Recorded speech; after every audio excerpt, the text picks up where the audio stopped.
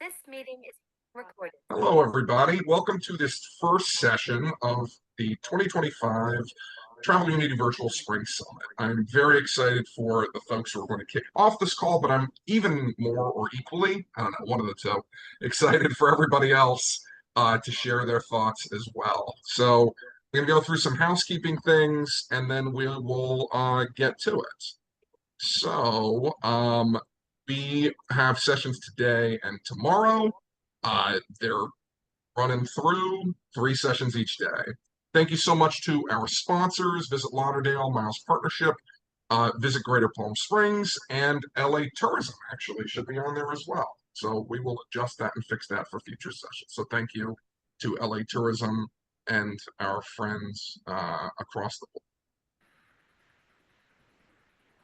The reason we don't do webinars is because we want people to chime in. So everybody who's here live, please make sure that you use the chat functions as you see fit. And then we'll make sure we ask for opportunities to have video and audio times to chime in. If you can't be on video, understood. When you can stay on video, it's great for us to see faces and reactions and all of that. Again, this is a discussion no matter what the session seems to be. We want this to be a safe space. But there's a balance to that because we also want to record it. So what does that mean to have a safe space that's recorded?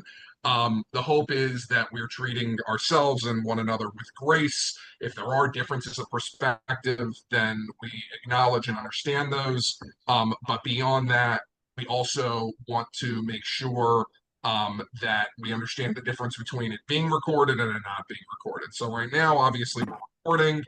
There are times where you have a question in a session and you don't want what you're saying recorded, then just ask in chat or however, and we'll pause or stop the recording accordingly. For this particular session, what's going to happen is we'll be recording each of the speakers. We will ask all of you if there are things you want to share.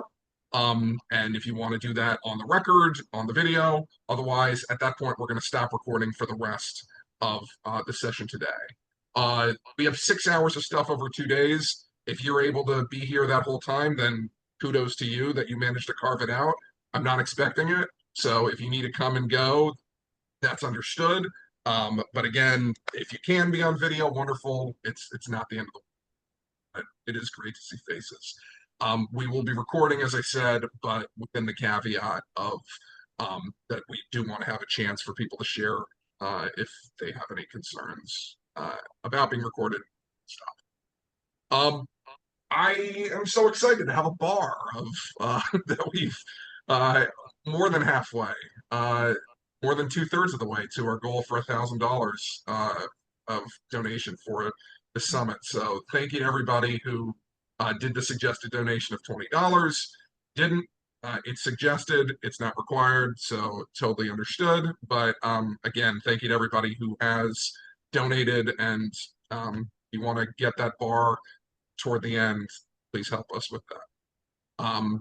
So yeah, overall, donations help us do our work. We are a 501c3. Today, we're going to have Adam from LA Tourism, Catherine from NTA, and Greg Takehara from Tourism Cares. I'm going to run through some of the other sessions for today before we start this session. After this, we're going to have workforce development. So we have folks from the National Restaurant Association Education Foundation, and Lauren Brueggemans from Visit Greater Palm Springs. And then our last session for today relates to, some of you might know, how National Park Service has removed the TQ Plus from the Stonewall website. So we wanted to address that specifically and just talk about this broader question of what is it to be inclusive and honest and purposeful and thoughtful around the stories that are being told within the travel and tourism space. So Mark was actually at the Stonewall riots, uprisings, whatever term you want to use, and we have a lot of other great folks who are going to be part of that session later today. Last thing I'll say before we kick this off is we have our second awards dinner. So if you missed it last year, hope to see you in New York, December 3rd. Is that? Ta-da, here we go. So, context on this session. There were a lot of discussions that led to what became this session. and they were all around the realities that we're living in 2025. What does it mean for an organization like Travel Unity that has had DEI be the core of what we've said we do, of our terminology, of our approach, of our philosophy, to realize that at a certain point you really have to split the terminology and the work itself. So while we haven't completely as an organization walked away from the term DEI, it's still part of our mid and upper level individual certifications as part of what the acronym stands for. We have been more purposeful and thoughtful of going, what does it mean to try to force an acronym that people have denigrated and where there's a lot of confusion as to what it is. So the conclusion that this group of folks who are going to kick this off came to is that really a lot of what we're talking about is about the values, about who we are individually, organizationally, as an industry. So what I will say to all of the attendees is this is a town hall. We want people to be sharing their thoughts, so don't feel like whatever Adam, Catherine, and Greg is putting us in a box.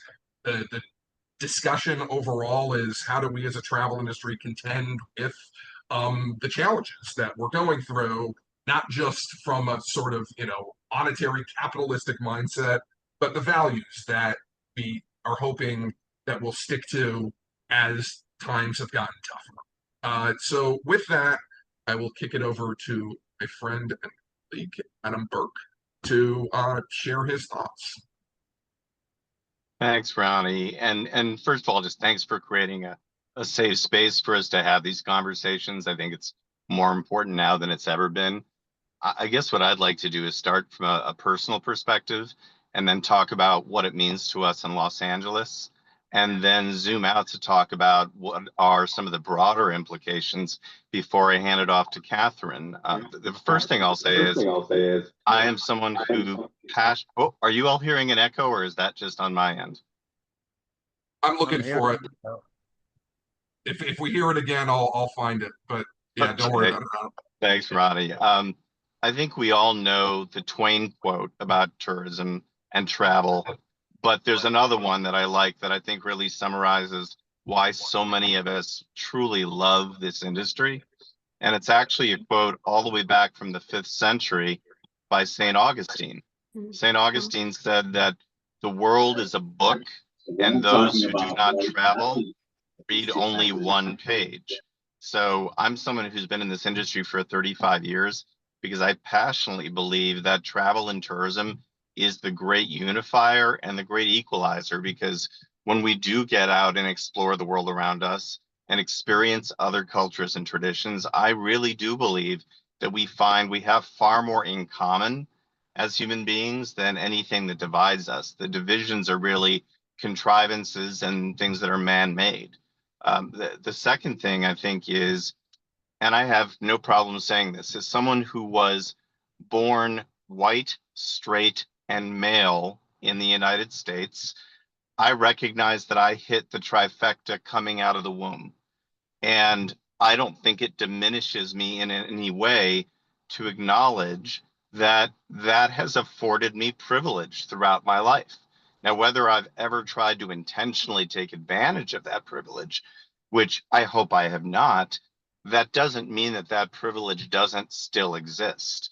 And so personally, I passionately believe that it's someone who's been the beneficiary of privilege and the advantages that it conveys, that allyship is not just a noun. I actually think allyship is an action verb.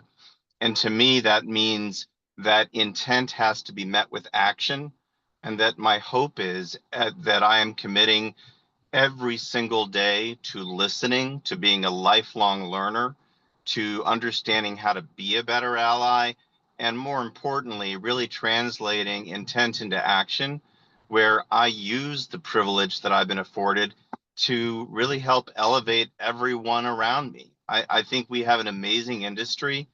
I think we have an incredibly diverse industry, but I don't know that we've ever lived up to the promise of creating greater equity and inclusion, particularly as you get to the more senior levels of our industry. What I'm really reminded of is Arthur Chan's quote, and I think it's apt for today's conversation. And I think you're all aware of it. Arthur Chan famously says that diversity is a fact, equity is a choice, inclusion is an action, and belonging is an outcome.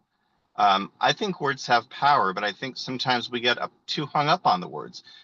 We are factually incredibly diverse as a community, as an industry, as a global community. But diversity in and of itself is not the issue. It's what conscious choices and actions do we take. And I think the thing that's gotten lost in some of the rhetoric we're hearing today is I think people forget that inclusion, by definition, means making the tent big enough for everyone. And that includes, by the way, white, cisgender, straight males. At the end of the day, inclusion does not mean that anyone is excluded.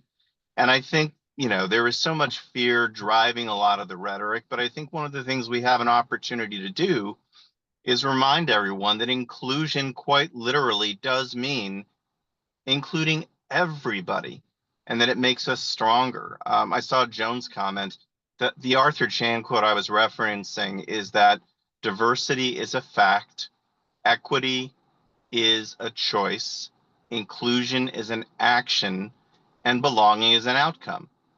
So that's just my personal view is, I am someone who has the benefit of having been raised with privilege. And as a result, that's a huge opportunity for me to really lean in and learn every day how I can be a better ally. The other thing I think it gets lost in this conversation is, we are a nation of immigrants, with the exception of indigenous peoples who really were the founders of this country. And that diversity has always been the superpower of the United States. The United States, just like, Lincoln says, a house divided cannot stand. Our strength has always been through our diversity and looking at what we've accomplished as a nation. So then I'll drill down to Los Angeles specifically. I think authenticity is really at the heart of all this. We have to authentically represent our destinations. And Los Angeles, first of all, Angelinos come from 140 different countries. There are over 220 different languages spoken. That is authentically who we are as a community. Even the foundation of Los Angeles, we were founded by a group called the Pobladores, and it was 44 settlers who were all of indigenous, African, or Hispanic descent and heritage. That is our story. And so from an LA tourism perspective, we are continuing to authentically tell and celebrate that story. That is the story of our community. And I think that's important for us all to do is, not shy away from talking authentically about our communities. But then kind of zooming out to a macro level, I realize it's very easy for me to say this sitting in a community that's as diverse as Los Angeles. I have dear friends across the country who are every bit as committed to this work, but are in destinations where it's becoming increasingly problematic to even use the terms diversity, equity, inclusion, and accessibility for that matter, because it's become politicized. So I think what I would say is what we need to do is really remain focused on outcomes. And while words certainly matter, the most important thing is the work itself, and that we need to find ways to ensure that we're continuing to lean in on creating a more equitable and inclusive industry. And as my dear friend Hattie Hill, who I think a number of you know, has always reminded me, over the years, this work has taken on so many different words, so many different characterizations, but the one constant is the work. So I think what we need to do is remain focused on outcomes, everything from workforce development to elevating cultural and heritage tourism, to elevating small and diverse owned businesses, because there's no way we can accomplish any of those objectives without still embracing the core principles of equity and inclusion and accessibility. So, I don't purport to have all the answers. I'm just so grateful to be part of an amazing industry like this where we can get on a call and have a psychologically safe space for this conversation. And, again, I'm just grateful for all of you because I'm asking questions every single day, and all of you are so gracious in making sure that we're working together. And I think as long as we continue to work together and focus on outcomes, nothing will change in terms of our commitment to moving forward. Awesome. Thank you so much, Adam. Next, Catherine Prather from National Tour Association. Awesome. Thank you, Roni. And wow, Adam, you probably saw my head nodding a lot, just so inspirational. And so thank you so much for that. Thank you to the sponsors, Roni, who are bringing everyone together. And thanks to each of you for being here. I want to start at a personal level as well. And more than 30 years ago, I found NTA. And what I didn't really know is I was stumbling into something that would absolutely capture my heart. I really came to the association as a writer, marketing and communications, and it's association management, and it happened to be in the travel industry. And what I came to learn is that I kind of have a servant's heart. So association management was perfect for me, but the travel industry was even better. I mean, for the past 30 years, I've talked about and grown to love even more the intrinsic value of travel. So, I was just very fortunate to find something that really connected with my ethos. And I think that is something that's really important, that ethos part, and really supporting the industry in that way. And that does help someone lead with values, which is really, what we're here to talk about.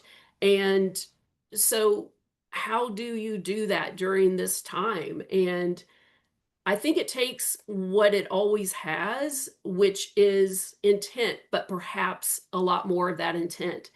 It also really comes with ensuring that you have that strong foundation, and it takes the support from your leadership and great volunteers to help you get there. And that's one place where I want to go now, which is NTA's board of directors years ago supported a recommendation that came from NTA's DEI advisory group to look at NTA's foundational documents. And all of that really came from our work with Travel Unity. So I think also to lead with values, you need to have the resources, and Travel Unity has been absolutely invaluable. And Roni, you have been absolutely invaluable in helping NTA in this journey to help us lead with values. So our DEI advisory group has revised our mission statement, revised our core values, revised our code of ethics, and they're now working on our complaint processes. And this is not something that was just everything was thrown out. The association started with a strong foundation, but no organization that's been around since 1951 like NTA can look at a mission statement or core values or code of ethics and say that something that was created decades ago has totally withstood the test of time and has evolved with everything. So it's important to step back and look at those things, but we needed that leadership that was good with that. We needed those volunteers to help us with that. So it really has been that amazing work that then has allowed me, leading this association, to have these incredibly important mission statement and core values to lead with. Every time I speak, I have a slide that has NTA's mission statement and core values because I celebrate those. It's so important for anyone to understand and know where NTA is coming from, what's important to our association. And what I always say is these are not just words on a screen. They're guide stars for the strategic discussions that our board has, for the very work that our team does every single day. So that has really been so important for NTA, because during this time, when someone asks me, how would you respond to the question of why is NTA, or how is NTA continuing its DEI work? And similar to what Adam was saying, it's really less about the words and more about the work that we're doing, and so much more about the core values and simply leading from our values. I think the other thing that's really important is ensuring that NTA has members in more than 30 countries. We have tour operators, receptive operators, DMCs, hotels, restaurants, attractions, cruise lines, airlines, and destinations. So we have just such a diverse membership in terms of businesses that we're dealing with. Were the members on board? Did they support? Do they even understand NTA's core values? And without even putting those out to the members, we asked our members define and describe NTA.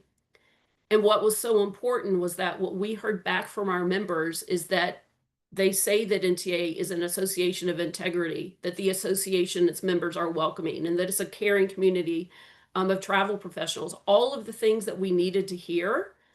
So that was important, that we, were able to see that we have been leading with our values and our members get it, and that they want to continue and carry that forward. Yes, please.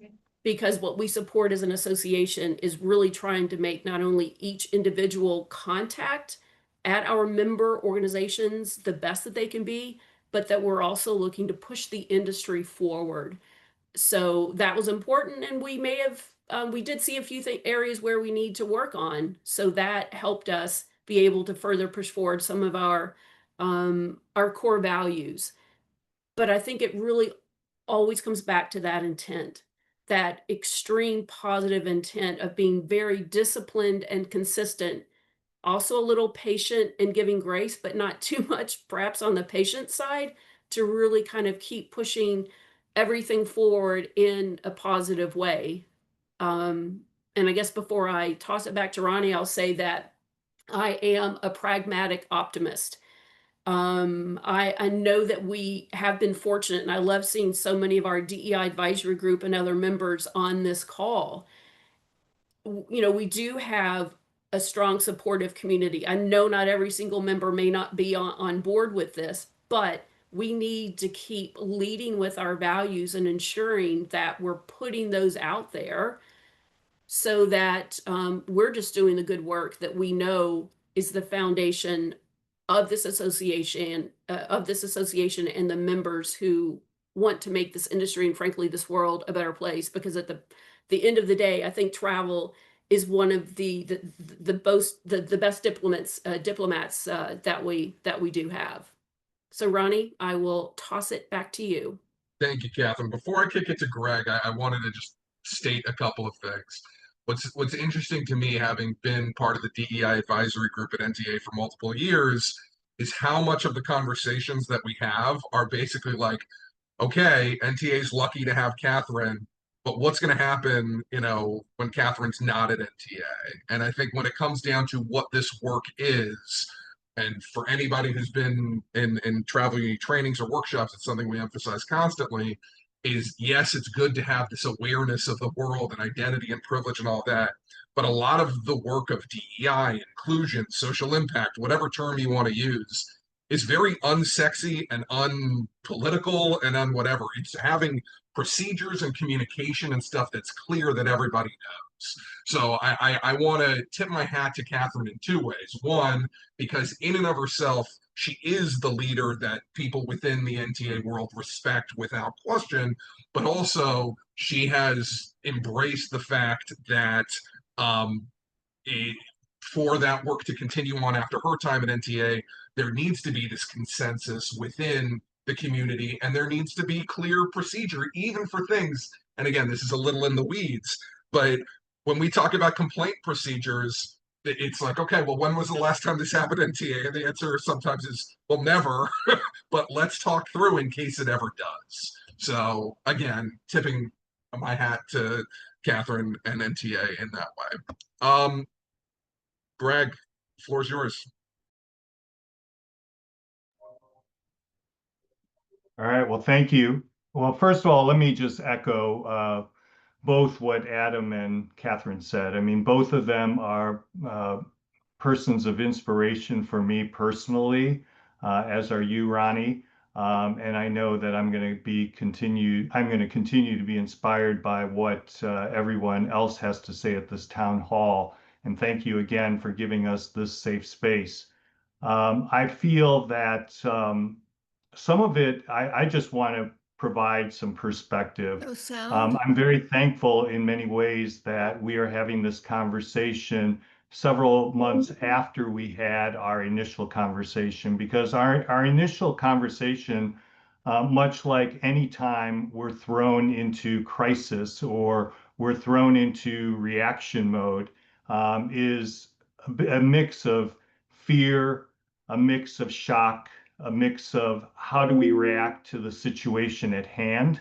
And we all know as leaders that the best thing that we can do sometimes is simply listen to others and to collaborate and to sit back in our chairs and think as leaders about how we're going to move forward strategically. And this couple of months has given us the opportunity to really kind of form this whole conversation in a way that really allows us to not, go into that reactionary fight or flight mode and really bring some real perspective to the conversation. And I think it does all go to the title, which is Leading with Values. And for us at Tourism Cares, it's always been such that when Roni, for instance, came to me earlier this year and said, I have to figure out perhaps how I'm going to remove DEI from, my mission statement or my lexicon of the words that we use so regularly. And I shared with him that, for us, our values are defined in so many different ways. And, DEI is but one word or terminology that we use to elaborate on our values. There are other words that are synonymous with those words. There are other words that speak to what we do, but don't evoke the same reaction. And so I use the example of the fact that for us at Tourism Cares, we do talk about how we help the industry on its sustainability journey, but we use the term meaningful travel a lot. And the reason why we do is not because we feel that sustainability is a lightning bolt. It could be, and it could be in our current environment, but we actually use meaningful travel because it has a personal touch point to people, for people. And because it is much more understandable, it is much more relatable, and it allows people to find their place much more quickly than when you use the word sustainability. So that's kind of one example that I provide to say, we lean into our values. The other thing is that I think very often about what I call our action verbs. We as Tourism Cares, we unite, we educate, we inspire, we activate. And I love leaning into those action verbs rather than kind of define our mission in any one, using any one particular word, because that's really what we're doing. And when we think about the action verbs or we think about how we activate, that's really what's important. Words are words, but actions are what's really important. And so, we love to lean into our values. We love to lean into our action verbs, and we love to bring the community together and help them to do exactly that. And so I just think too, the last thing that I'll say too is that I know these are challenging times, but it's just amazing how quickly we've forgotten the pandemic. I mean, that was a time that took away people's livelihoods. It brought the world to a complete stop. And we as an industry have proven how resilient we are. And we know that we took steps during that time to reinvent ourselves in many ways, to find and pivot to other modes. And, and I'm not going to say everybody has come out of it the same, but as an industry as a whole, we have, returned to pre-pandemic levels. There are others who still haven't and need our help in doing so. But I think there's so many great lessons that we learn from that time that we can apply to this day. And it's a reason why we all believe that we work in the greatest industry of all, the most resilient one of all. So that is something that I, from the standpoint of, like Catherine says, as an optimist, always kind of lean into thinking about the crises that we've weathered, and know that we're going to persevere. Well, thank you to Adam, Catherine, and Greg for kicking it off. Catherine and I have both mentioned NTA's DEI advisory group, and Danielle Tehema is going to share next. So you have the floor at the town hall, Danielle. Thanks, Ronnie. And hi, Greg, Catherine, and Adam. Just really briefly, and I apologize to everyone, I've been off camera. I'm en route to client meetings, but wanted to take an opportunity to introduce myself appropriately. So Waklisi, Gao Asasis, Daniel Tehema, Gao Muklukluk Shows. I am an enrolled citizen of the Klamath Nation here in Oregon, and I do chair the DEI Advisory Committee with Catherine at NTA.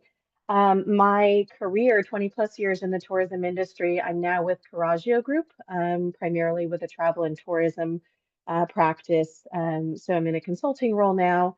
However, 20 plus years in the DMO space. So I'm no stranger to what this industry has seen. I'm also an Indigenous woman.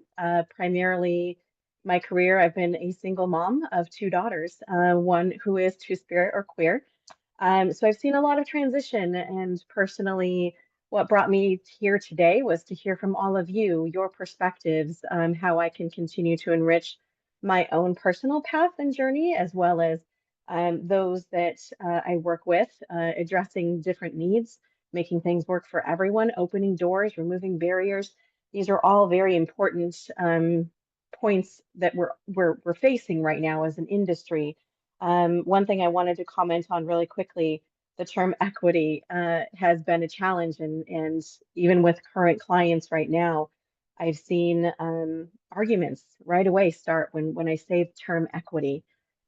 And I've had a recent conversation with Catherine about the power of words, and really how we have the ability right now as tourism leaders and as industry leaders to change the narrative. And encourage new perspectives, and really strip away the connotation, the political context of some of the terms we're using, and rephrase them and reframe them so that we don't lose the valuable strides we've made to this point. So I'm here to learn from all of you, and I appreciate the floor, Ronnie. Thanks, Danielle. All right, Danielle? next. Oh, Adam, go for it. Yeah, I was just gonna say, Danielle, good to see you again, at least on camera. It just strikes me as you were talking, that I think one of the most fascinating things is, if we look back at indigenous cultures around the world, so many of the principles that we're talking about are not new. I mean, you mentioned that, indigenous peoples have any number of terms for the queer community, like Two-Spirit, and really honored and venerated that was part of the community. But even things like sustainability and understanding the importance of living in harmony with the land and environment around us, storytelling. I mean, so many of the principles that seem to be positioned as new are actually deeply rooted in indigenous communities around the world. And I was just struck by that as you were talking, is that a lot of the answers are right there in front of us. We just have to stop reinventing the wheel. Absolutely. Thank you for that, Adam. And I also want to point out, if you're not aware of the Two-Spirit community, please feel free to reach out. I'd love to have that conversation. I'm excited to hopefully be in person to support Juan and Danny Guerrero and IGLTA in Palm Springs this October on such conversation. But Coraggio is also publishing a white paper that I drafted regarding Indigenous tourism. So think of a 7-generation principle, where you are right now in your learnings and what you know of your past, as well as where you want to project your future. Choices were made 7 generations ago to put you where you are now, and you're making choices that will affect your family for 7 generations to come. So a lot of learnings. Thank you for that, Adam. I'll turn it back to you, Ron. We're going to have a session in the coming month or two around trans and non-binary lives and lived experiences. So I'll reach out, Danielle. one of your colleagues, Jen, is probably going to be part of that as well. All right, Matt C., the floor is yours.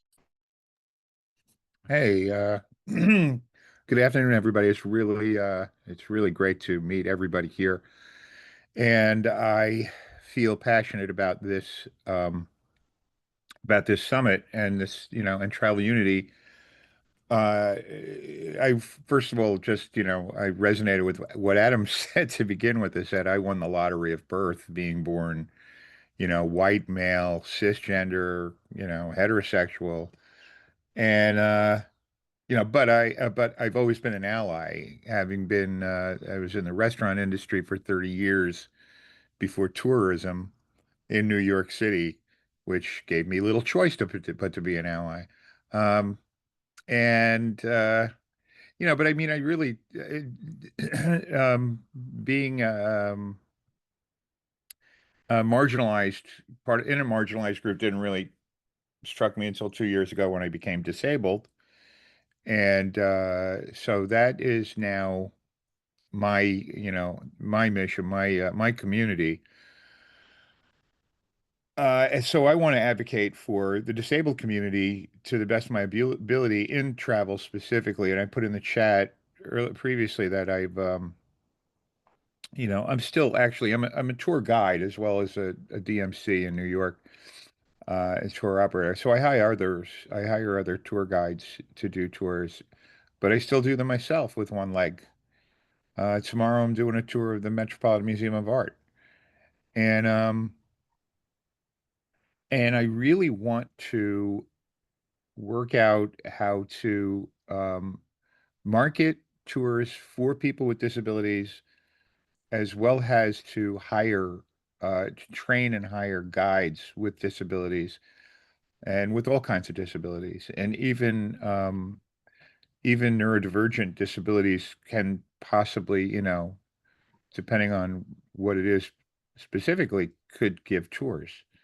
Uh, and I think that would really be, and I just don't know how to do it. I don't know exactly where to go with that. I have a transportation provider with wheelchair accessible vehicles. I recently became certified as a disabled owned business. And, so I'm working on it, but I'm also thinking this would be a place for me to network over that, that ambition, and I could get some help with it. So that's all I have to share. Thank you. Oh, my company is City Walks NY. Thanks, Matt. Catherine, since we're talking about, and Greg, since we're talking about the tour space and disability, are there any particular things that you want to share about where you're at? I think a couple of things. I know Greg Tourism Cares is also working with Visitable, which is a great organization related to really helping people serve travelers with disabilities in a better way. That perhaps could be a great organization to look into.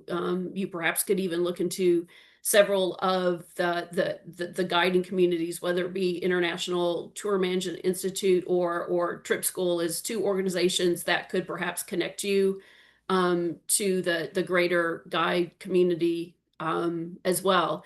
And I'll put my email address. You can even connect with me. I know some other folks that I could put you in touch with related to that space. I think it's a very important one, and one that when we talk about diversity and inclusion, sometimes, unfortunately, the accessibility space is one that is not looked at. And then to your point of just the vast variety of when you talked about neurodivergency. So there are a lot of different pathways and wonderful people that really deserve to have the same experiences that everyone has.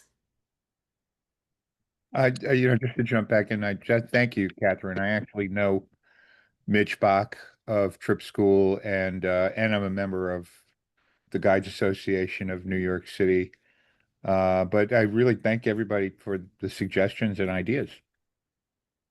Yeah, I'm happy to go offline with you, Matt, as well, to make introductions to, you probably already know Jake Steinman, who runs Travelability, but we also have friends at Wheel the World, and both Ronnie and I were at ASTA with amazing Christy Durso, who did 2 presentations on accessible travel, and we can make that introduction to her as well. Thank you, Greg. Yeah, definitely a lot of good folks in the disability space, and some of whom mentioned and put in the chat. So yeah, And Ronnie, yes, Adam. one term that I've just really fallen in love with recently, I was introduced to this term probably about 6 months ago, because I agree with the earlier comment that, you know, words have power, is differently abled rather than disabled. You know, but trying to reframe it as disabled, I think somehow connotes almost a negativity, but differently abled, I think, is a term that is a much more positive one. And if our industry could embrace it, I think that covers a broader spectrum as well. So I rather than responding directly, I'll let Joan take this one because it definitely is. Joan, I'll let you start. Thanks. I'm Joan Eisenstadt, and I'm in Washington, D.C.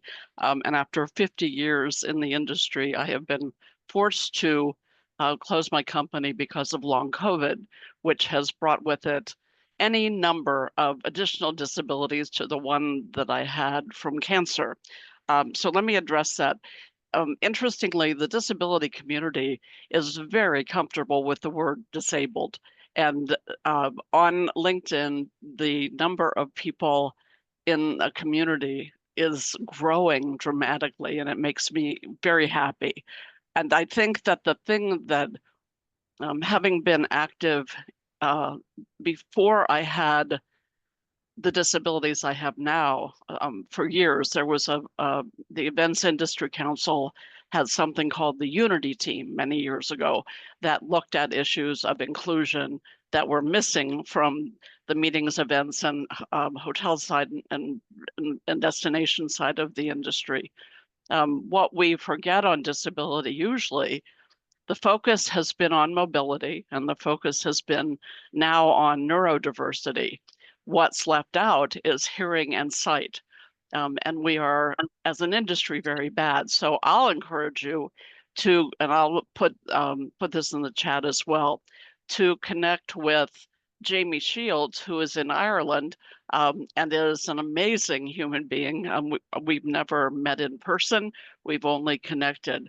His ability to add graphics that he is glad for people to use and to help train other people. And I find him to be one of the best resources there are.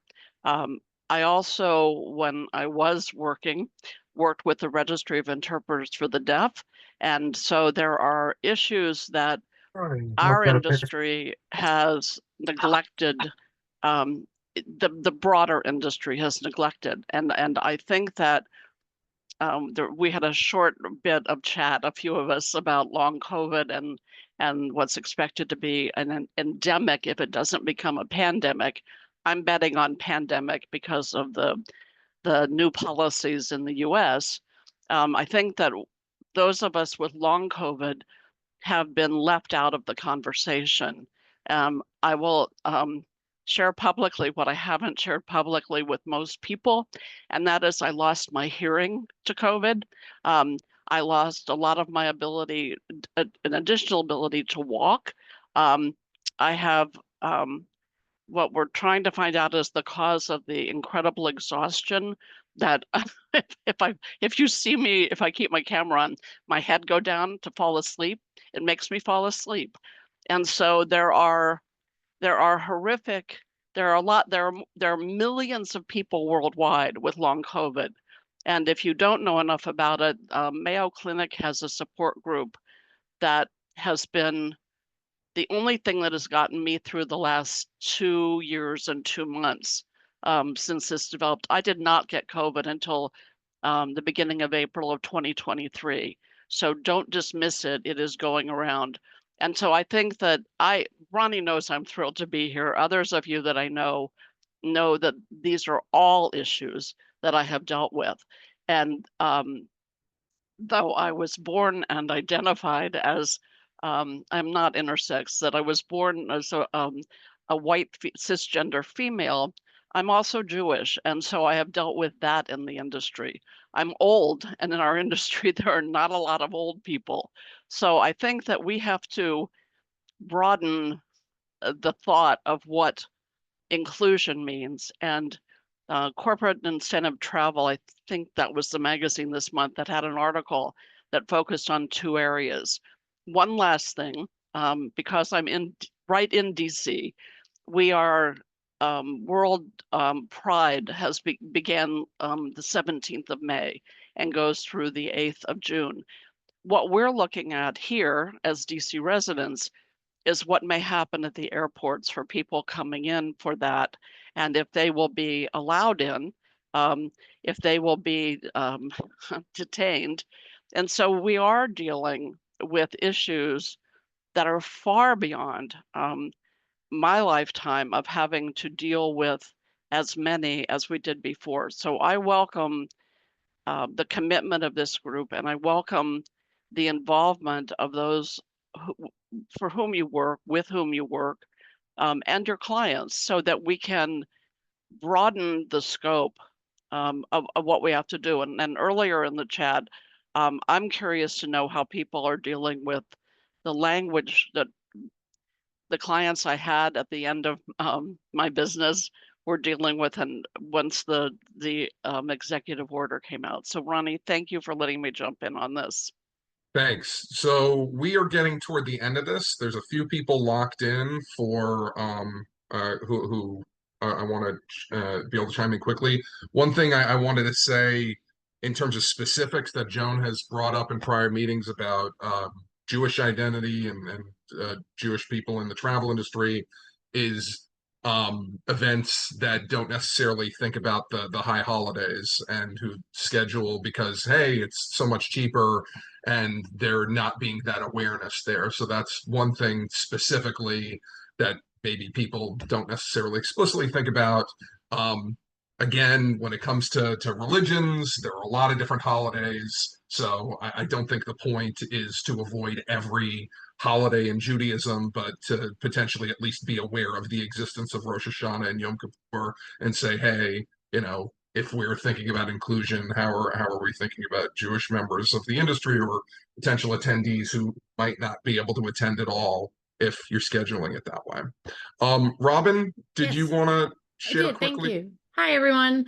My name is Robin Troutman. I have been a disability rights advocate for the past 10 years, and most recently, I was employed at the U.S. State Department working on international disability rights policy. Sadly, because of where we're at, I am no longer with the State Department. And so, clearly looking for my next opportunity, but also very active in the PCMA MPI worlds. I did want to quickly piggyback on what the wonderful Miss Joan has stated about language around people with disabilities.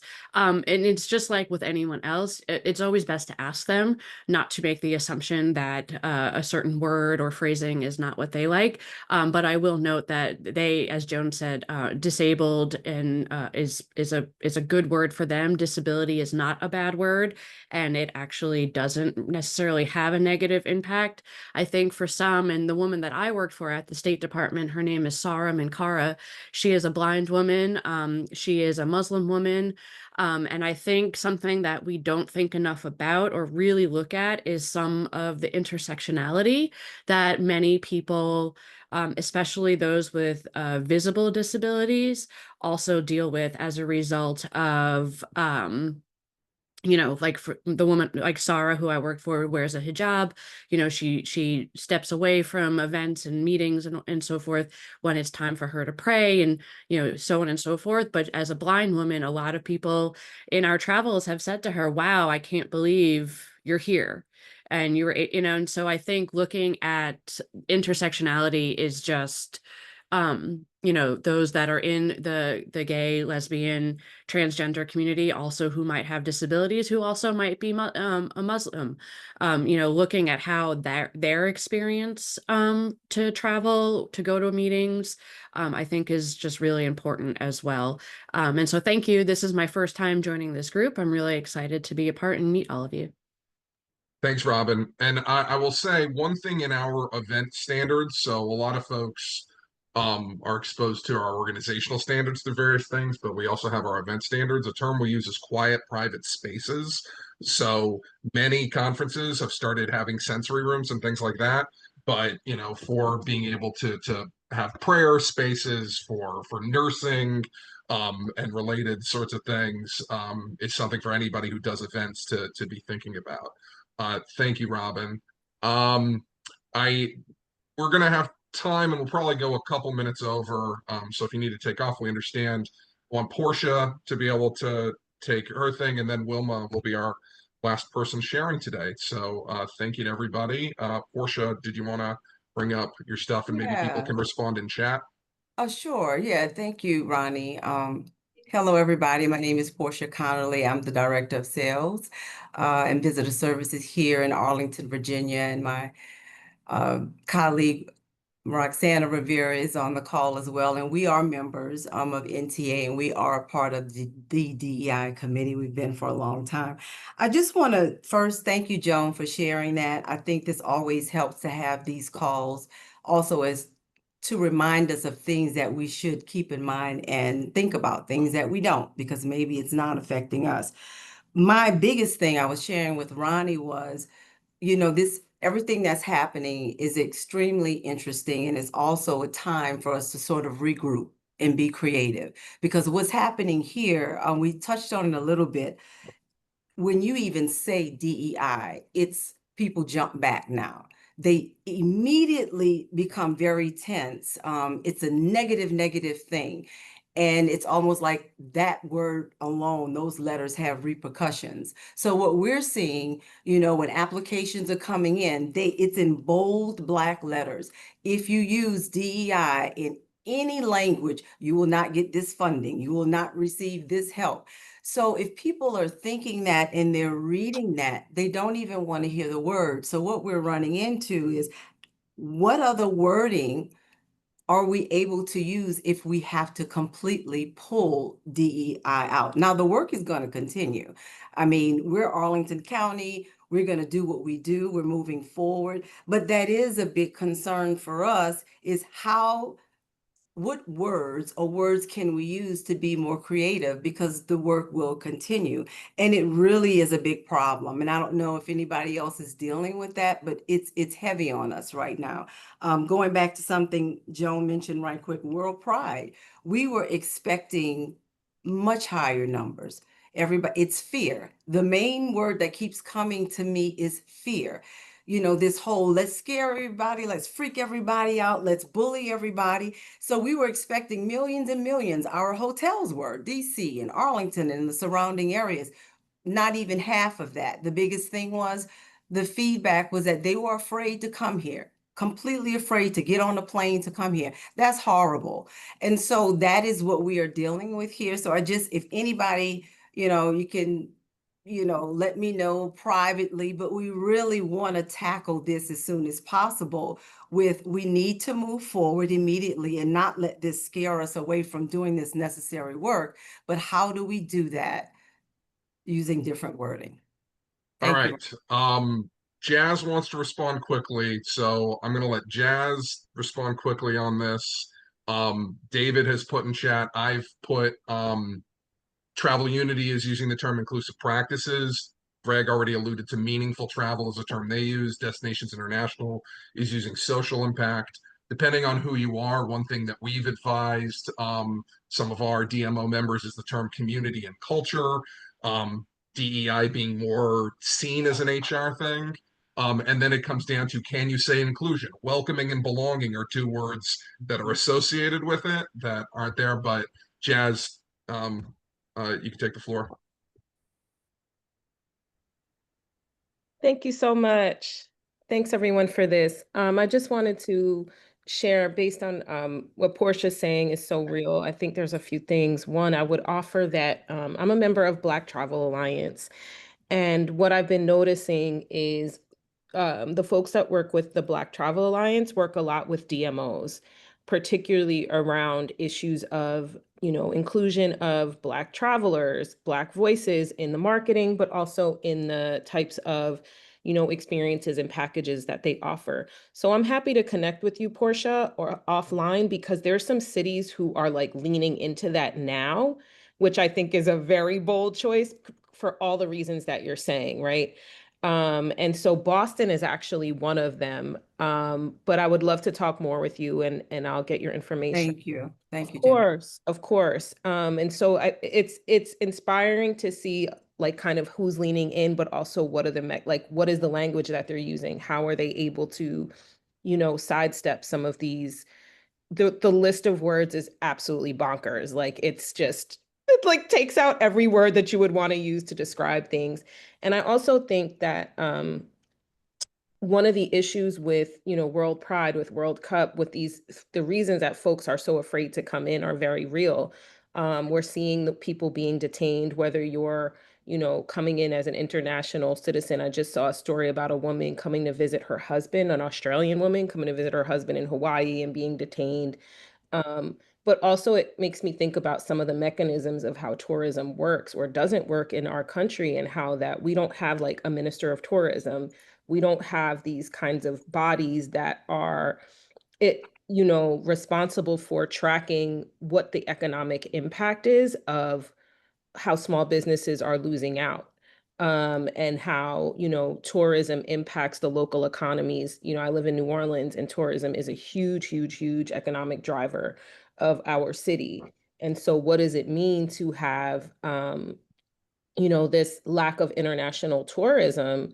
And I don't know what those bodies are that are tracking this, but it's kind of like we're in these pockets and pods in different places trying to, make sense of this and make a case for, the way that tourism impacts our economy. So just thinking about like what are the ways in which all of these diverse bodies can organize to continue to make the case of why tourism is important, and also, the bigger political issues that are happening in terms of all the oppression. It's like tourism feels like this tiny, like a nice to have, in the midst of all of the, things that we're seeing happening with immigrant communities, communities of color, LGBTQ folks. So just wanted to throw that out there, some things that I'm thinking about, um, of what this means collectively, and with our individual cities.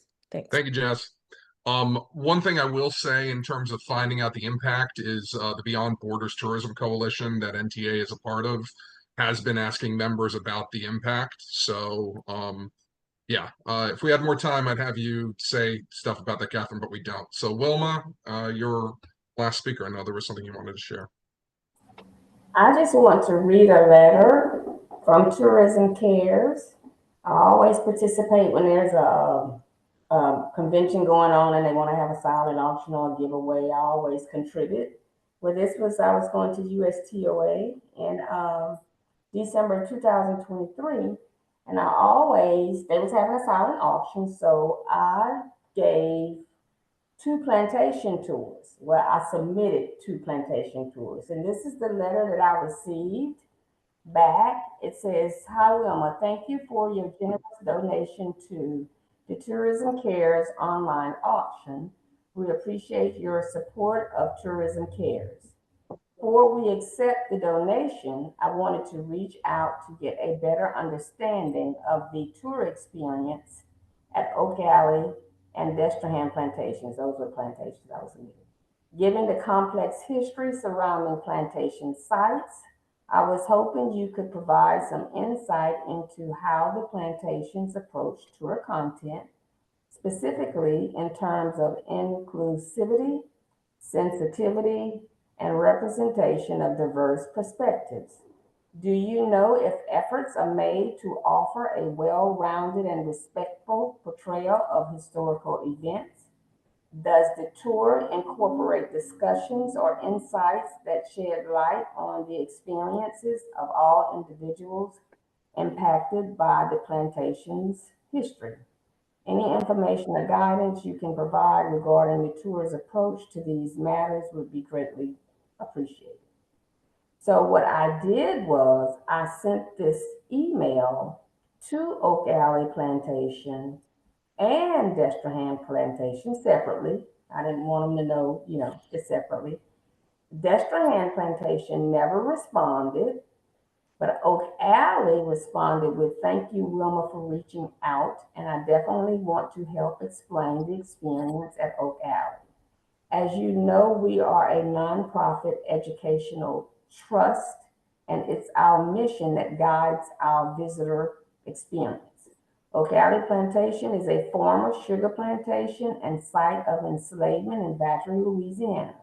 Today, visitors experience its full history through exhibits, original buildings, tours, conversations with staff, and its iconic landscape.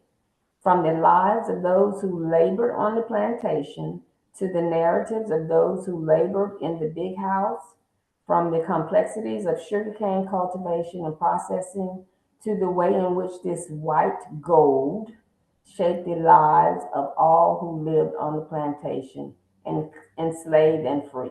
I hope this helps. So I just wanted to present that because Tourism Cares did not. I don't think now for Tourism Cares, I'm like, okay, I'm not going to submit anything, because basically here I'll do outdoors, but basically that's what we have here are plantations. Now, I will say they're getting away from the word plantation. I know we got to go. I've noticed Oak Alley is saying Oak Alley Foundation more. And then Homer's House completely is saying Homer's House Estates and Gardens. And then the one that just burned, what's the one? Nottoway. They had changed their name from Nottoway Plantation to Nottoway Resort and something else. So I just wanted to put that out there for Tourism Cares. That's all. That was very helpful, Wilma. And I think, to put a point on what I see from that story is how we can impact our supply chain, our network, our partners, etc., by asking a question.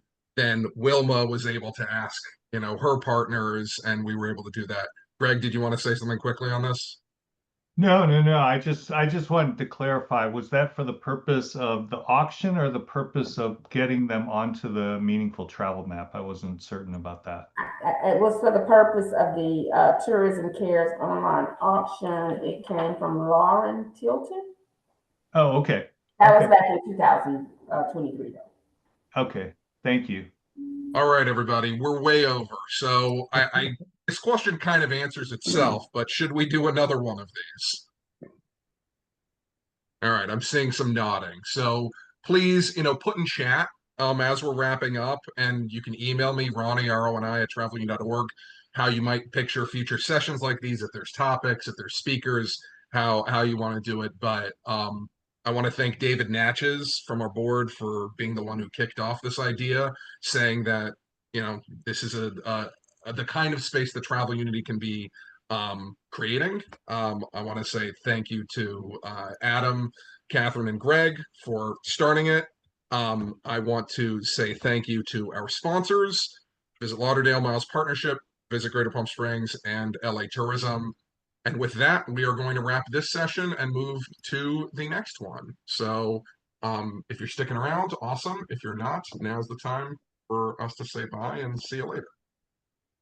Thank you. I wish I could stay, but I have another meeting. Roni, thank you. Thank you to everyone. Great conversation. Yes, thank you very much.